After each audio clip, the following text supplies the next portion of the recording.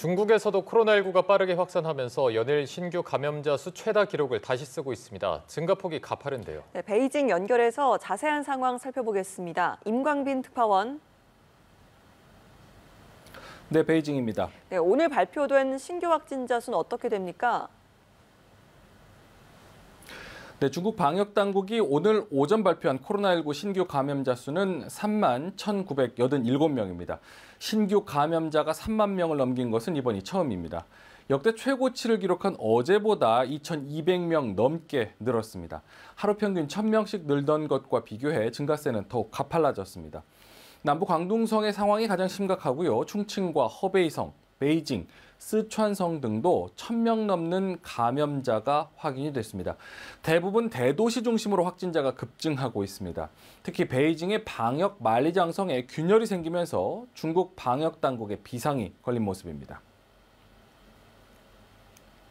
采取有效措施和技术手段，加速确阳、追阳、管阳，遏制疫情传播速度和疫情上升势头。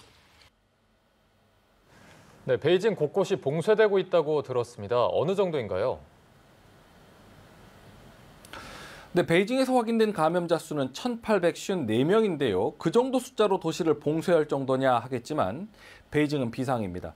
우리 교민이 모여 사는 왕징을 비롯한 차오양구와 베이징대 등 유학생이 몰려있는 하이덴구에서 감염자가 집중되면서 주거지 봉쇄가 잇따르고 있습니다. 지난 5월보다 봉쇄 상황이 더 심각한데 교민과 주재원들의 피해와 불편이 걱정입니다.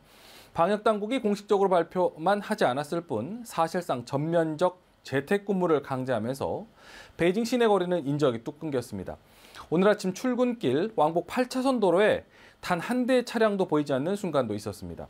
사무실 정원의 5% 인원만 출근을 허용했던 것에서 더 나아가 이제는 출근 자체를 막는 곳이 늘었기 때문입니다. 베이징의 중심 창안대로를 지나 티안안먼 광장까지 버스를 타고 이동해봤는데요. 거리를 지키는 보안 요원과 방역 요원들이 주민들보다 더 많이 눈에 띌 정도입니다. 베이징의 명동으로 불리는 왕푸징은 상점이 대부분 문을 닫아 황량하고 유명 관광지인 첸먼 역시 적막하기까지 합니다.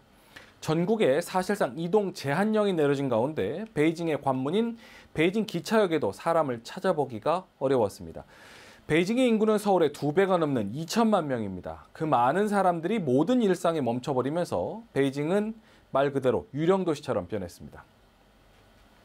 네, 이 와중에 베이징에서 논란이 많은 대규모 격리시설 설치를 추진하고 있다고요? 네, 코로나 감염자가 급증하면서 병상 부족 사태에 대응하기 위한 것으로 보입니다. 수도 베이징에서도 코로나와의 본격적인 전투에 대비하고 있다는 말이 나옵니다. 블룸버그 통신은 베이징 도심 한복판에 조립식 구조물이 들어서고 있다고 보도했습니다. 증상이 경미하거나 무증상 감염자를 수용하는 임시 격리시설이 될 것이라는 현장 관계자의 말을 함께 전했습니다.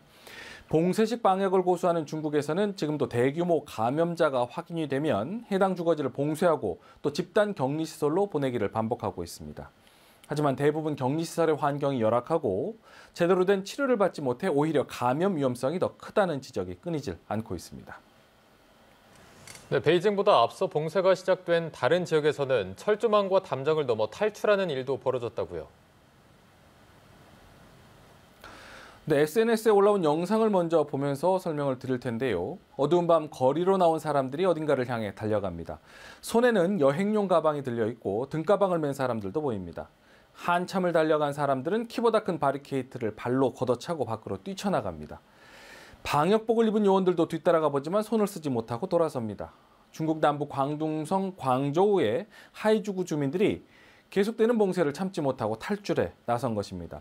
섬유 공장과 관련 업체들이 밀집한 하이주구에는 다른 지방에서 온 농민공 수십만 명이 살고 있습니다.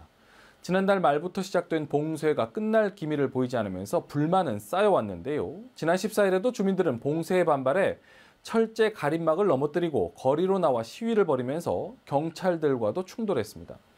광저우 공안국은 봉쇄 지역을 탈출한 사람들에 대해서 처벌을 경고하며 단속하겠다고 밝혔습니다. 앞서 허난성 정저우 폭스콘 공장에서도 대규모 노동자 시위가 벌어졌습니다. 약속한 임금 지급 등을 촉구하는 노동자들을 향해 경찰은 연막탄과 최루탄까지 동원해 저지할 만큼 시위는 격렬했습니다. 사태가 심각해지자 공장 측은 시위를 벌인 노동자들을 대상으로 즉시 사직을 하고 공장을 떠나면 우리 돈 186만 원을 지급하겠다고 공지하기도 했습니다. 네, 그리고 카타르 월드컵 중계 방송을 TV로 본 중국인들이 분노하고 있다는데 어떤 내용입니까? 네, 다름 아닌 마스크를 쓰지 않은 채 응원전을 펼치는 모습을 보고 큰 충격을 받은 것입니다. SNS에서는 중국의 봉쇄 즉 제로 코로나 방역 정책을 비판하는 글이 줄을 잇고 있습니다. 응원전을 펼치는 관중들의 얼굴에 컴퓨터 그래픽을 이용해 마스크를 씌우는 풍자도 올라왔습니다. 어제 펼쳐진 한국과 우루과이전에 대한 댓글도 눈에 띄는데요. 누군가 한국 응원단의 응원이 시끄러웠다라고 지적을 하자 이에 마스크로 입을 막지 않으니 당연히 큰 소리를 내는 것이라며 중국의 고강도 방역 상황을 개탄했습니다. 카타르 월드컵 경기를 관람하는 관중이 중국인과 같은 행성에 사는 것이 맞느냐, 코로나19 바이러스는 그들을 해치지 않느냐라는 글을 SNS에서 올라왔는데 10만 조회수를 기록하며 급속히 퍼졌지만 삭제된 것으로 전해졌습니다. 지금까지 베이징에서 소식 전해드렸습니다.